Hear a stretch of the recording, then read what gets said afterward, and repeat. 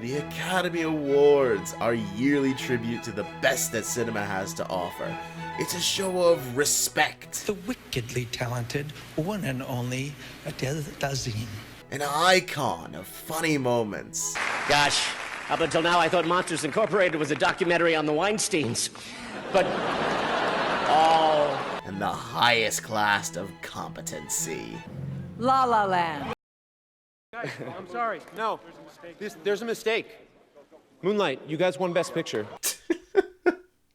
Oh my god. All joking aside, I love the Academy Awards. I seriously watch them every year. They're the only film awards that really get any attention or respect from the general public. Oh, Golden Globes. No, I didn't mean. No, don't write Golden Globes. Oh no, fuck. God damn it! Everyone say something nice for the Golden Globes right now! What are the Golden Globes? I would, but Ricky Gervais taking our keys was not the smartest idea ever. Making him drunk was a lot worse than you expected to. And if anyone's even heard of the fucking Golden Globes, I really want to tell them. Okay, alright. Take it easy, man. It's gonna go trophy. What are the Golden Globe Awards? It's better than the Kids' Choice Awards, man. I'm out. Wait, we could leave? Look, what I'm trying to say is that the Academy Awards mean something to me as a man who studies film. It is the highest award you can receive for filmmaking in America, and if I were to ever make something that would have the honor to be nominated, that alone would have made my entire life worth living. Wow, that got really sad. Point is, the Academy Awards are near and dear to my heart, even if they nominated Joker 11 fucking times. The awards have been around for 91 years, but this year is somehow the 92nd. It's been around so long that it doesn't only caress my cinephile brain, it also tickles my historian side. The books tickled my cockles. So I've wanted to do a video about the first Academy Awards for a long time now, and since I now have over 5,500 subscribers, I figured this would be a great time since very few of them actually watch what I put out. Oh, it's fine. I'll cry at my own time. Now I know what you're all thinking. Why aren't you doing a JoJo's video? Well, the answer is very simple. Anyway,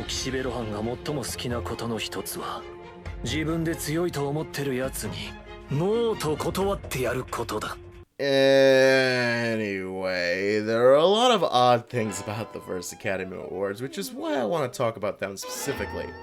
I've always wondered why the Academy Awards began. After all, film as a medium by 1929 had only existed for some 30, 40 years. I mean, pottery has been around for far longer and arguably has had a much greater impact on humanity, but you don't see any pottery awards being broadcast around the world every year, now do you? And the party goes to stop snickering, you fuck! The story, according to my months of staring at the same Wikipedia article and calling it research, begins in 1927. Louis B. Mayer wanted a way to control the entire film industry. Well, at least that's what I gathered from reading this quote. I found the best way to handle filmmakers was to hang medals all over them. If I got them cups and awards, they'd kill them to produce what I wanted. That's why the Academy Awards were created. What the fuck? I'm not crazy, right? It sounds like Mayer plotted to control filmmakers by dangling trophies in front of them. It's insane. It's not all that much different from today, now that I'm thinking about it. Everything I love is a lie! This appears to be why the Academy of Motion Picture Arts and Sciences was founded, as Mayer is listed among the Academy's founders, along with Douglas Fairbanks, Sid Grauman, Mary Pickford, and Joseph Schneck. That's a fun name. Now, there are a lot of differences between the first Academy Awards and future ceremonies. The first is that this was honoring films of not just 1 year, but technically 2. The 1929 awards honored films from 1927 and 28. And it's a pretty even split between the years, 13 from 1927 and 11 from 1928. This is a tradition of sorts that wouldn't actually stop until the 1935 awards. I guess that's when they finally realized that picking random starting and stopping months and throwing the date of the awards all over the fucking place was an idiotic idea, and to just honor all films that came out the previous year was simpler. See, this is why we're on the 92nd awards on the 91st year, because of this fucking bullshit. The original ceremony was on May 16th, 1929, which seems odd now, but it's still better than the 3rd, 4th, and 5th awards, which were held in November. Held at the Hollywood Roosevelt Hotel, it was primarily a private dinner.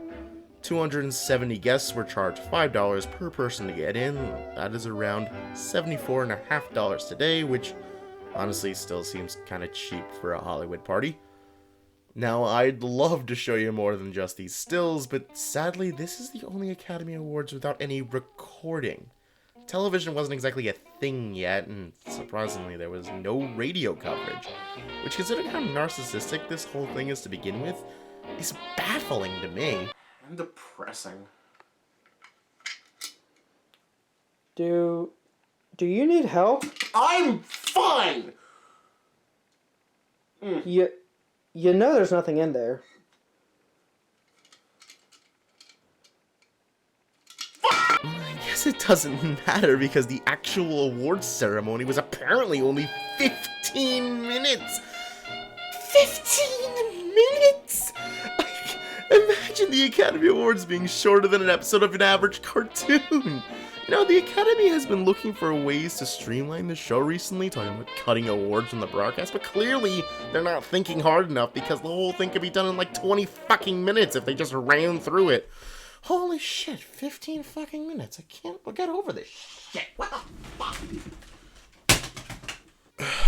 So, let's talk about the awards themselves, because there's a lot of oddities here too.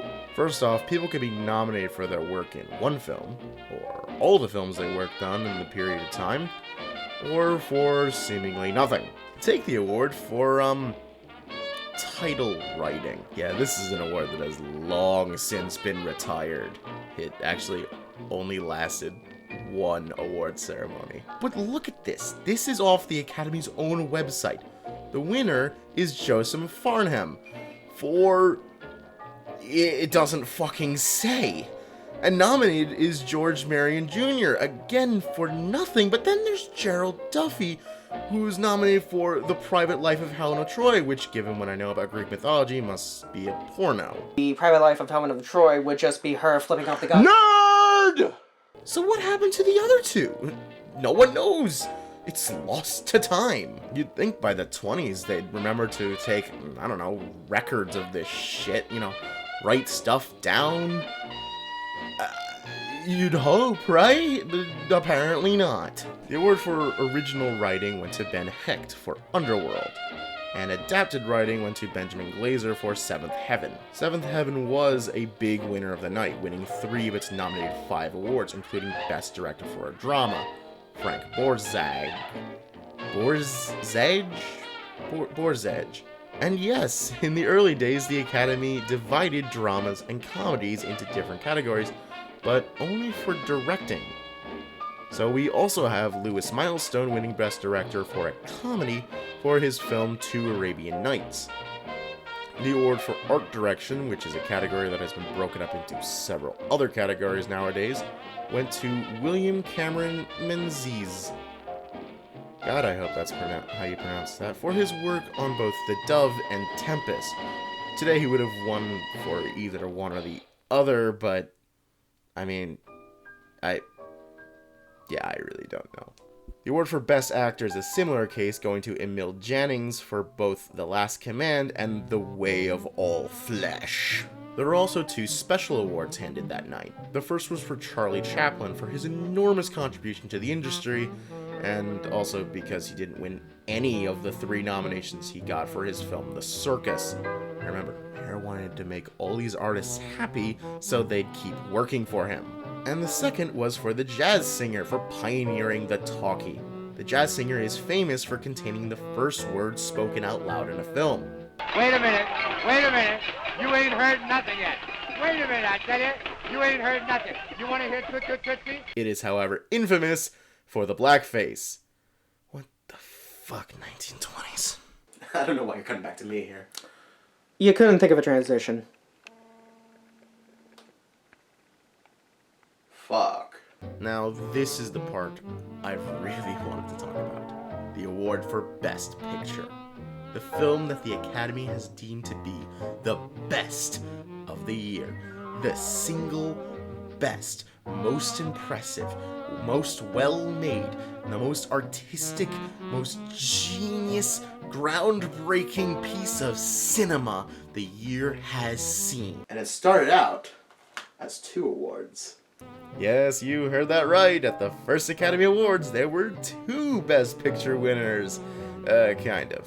First off, there was the award for Outstanding Picture, which would later be renamed Best Picture in 1945. And then there was the award for Unique and Artistic Picture. I could not find out what this was supposed to mean, and to make matters even more confusing, both Outstanding Picture and Unique and Artistic Picture were considered to be the top awards of the night. I guess even the founders must have thought it was confusing because the award for Unique and Artistic Picture was gone the following year. It's just odd that there were 2 top prizes that basically meant the same thing since they would be combined immediately after.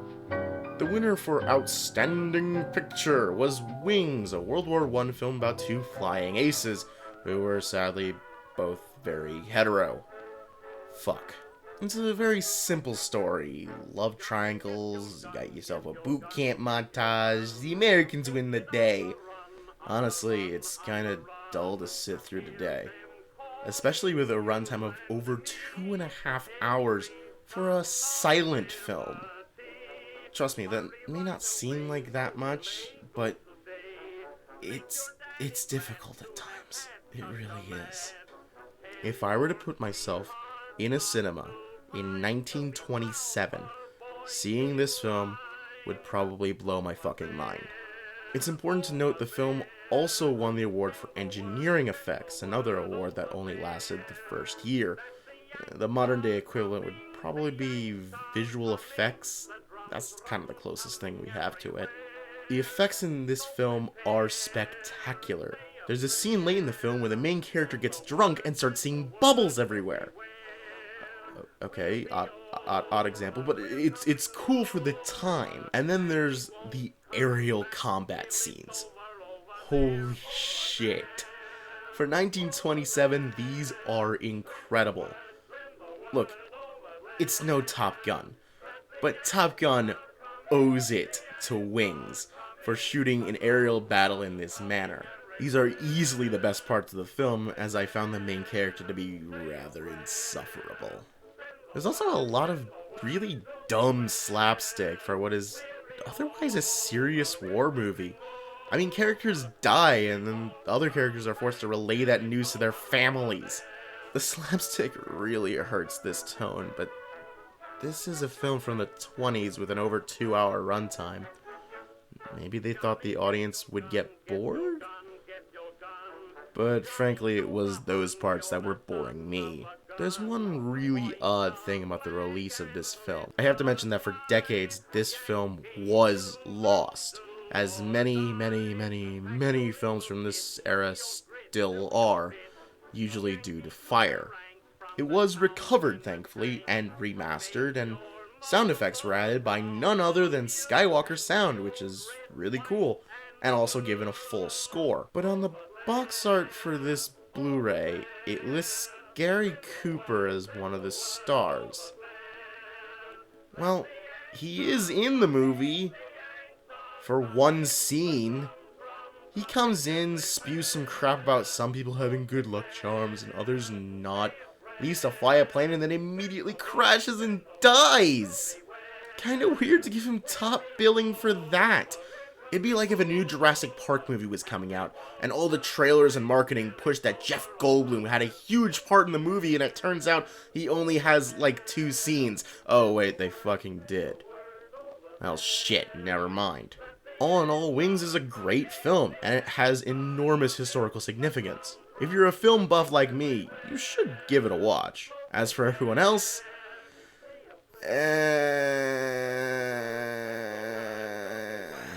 it's a product of its time. It has not aged well. It can be exciting at times, but in between the amazing aerial action scenes, it drags hard.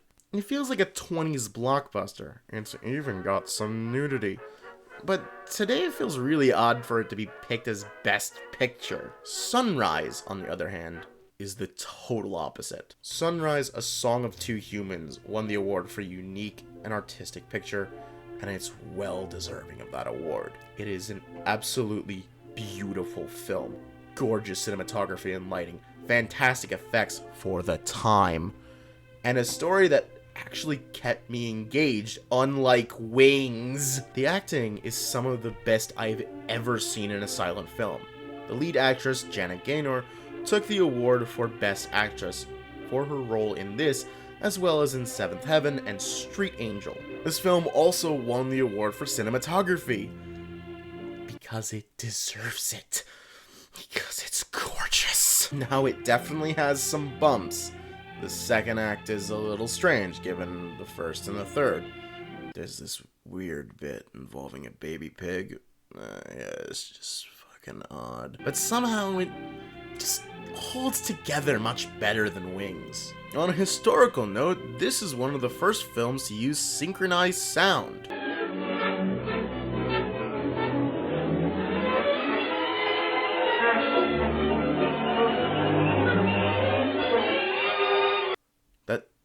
It doesn't sound impressive, but trust me, it is. Again, for 1927. Shut up. I can safely say that Sunrise has quickly become my favorite silent film, and one of my favorite films of all time. It truly is a miraculous film. It's absolutely touching and beautiful and so incredibly well made. It is, without a doubt, F.W. Murnau's masterpiece. I just find it absolutely fascinating that both of these movies won awards that were considered to be the top of the night, the biggest awards you could achieve this year. Especially since today, Wings would probably be ignored by the Academy overall, whereas Sunrise is definitely a film that would definitely be a contender for Best Picture of its year. Yet, it's the award that Wings won that persisted, and the one that Sunrise won disappeared entirely. So, what does it all mean? I don't know, I just found it interesting. So, that's it. That was the first Academy Awards. I'll admit, I don't really know how to end this. There wasn't really a point to this whole thing. I just wanted to talk about the first Academy Awards, and you know what? That's okay. The Academy Awards are self-congratulatory nonsense, but that's kind of what makes them fun. Sometimes you just gotta make something for yourself, you know?